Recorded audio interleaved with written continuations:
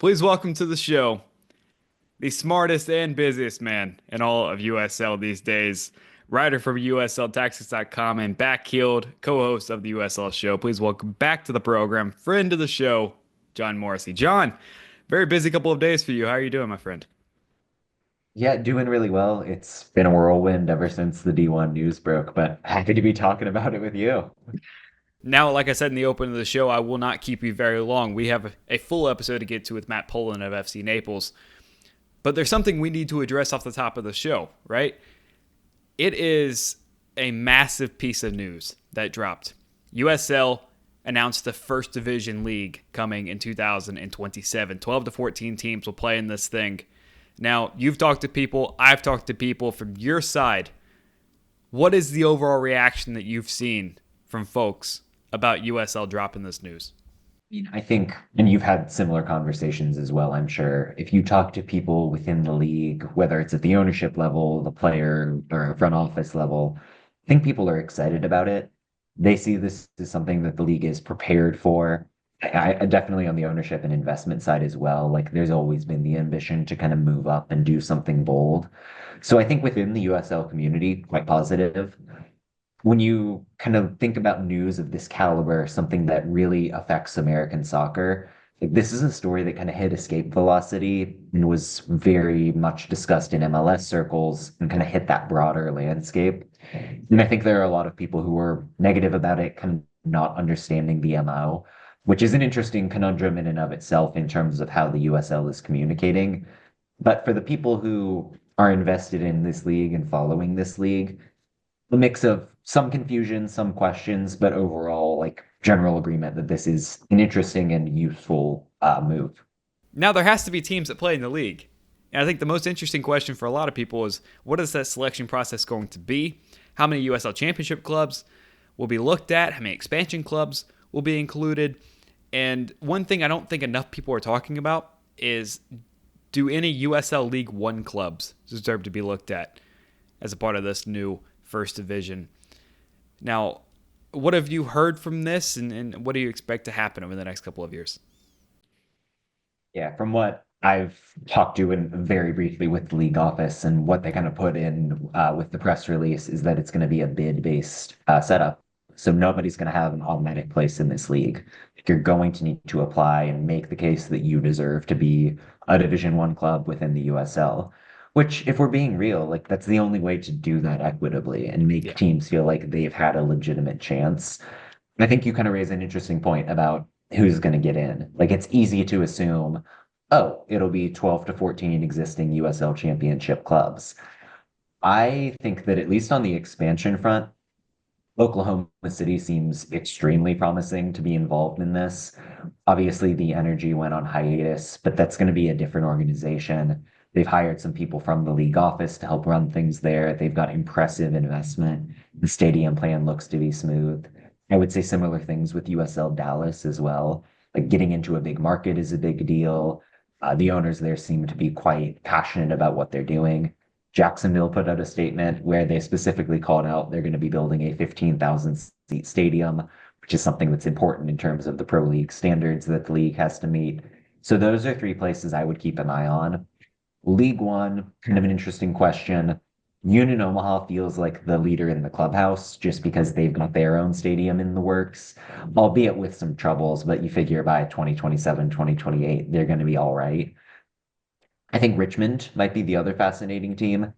They obviously were in the top level of USL competition for decades. That's an organization that people really respect around the league, and the stadium meets the size requirement. So, providing that Richmond's ownership absolutely like wants to make that jump and make that financial commitment, they'd be an awesome candidate.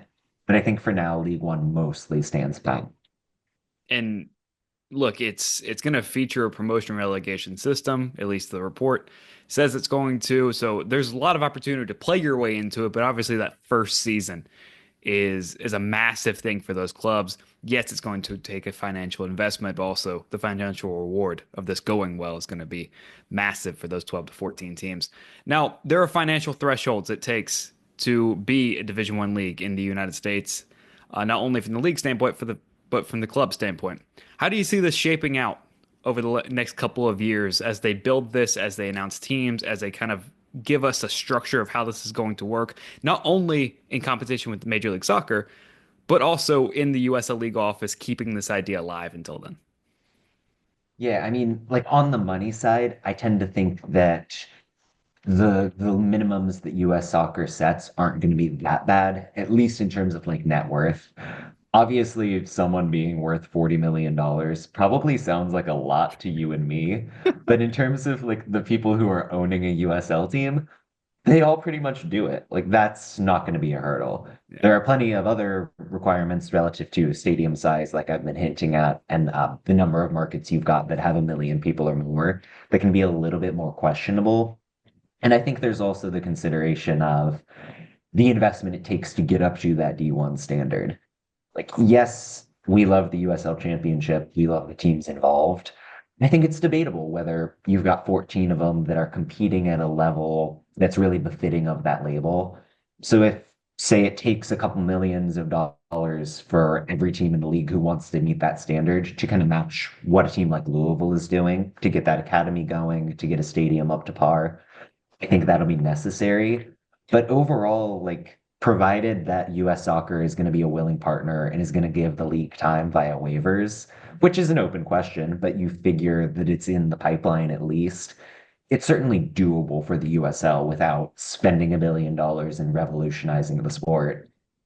I love the very ambitious tweet from Louisville City. Did we just get promoted? Like they were already expecting with their all of the innovations on the things they're doing up in Kentucky. Like let's take a second. Like this just got announced 5 minutes ago, and we're already making plans to play in the first division.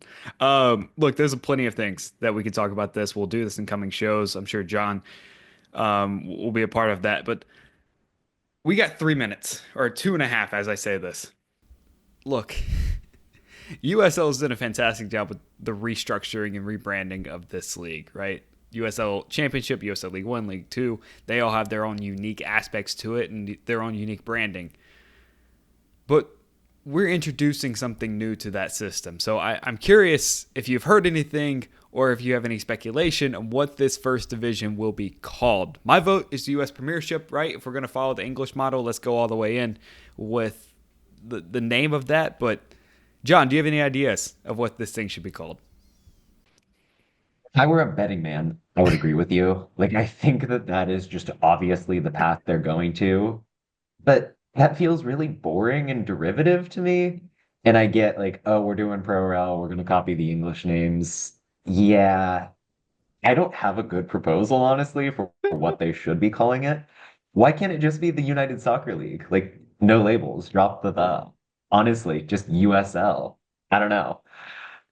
It just feels uninspired to be copy pasting from what other people are doing.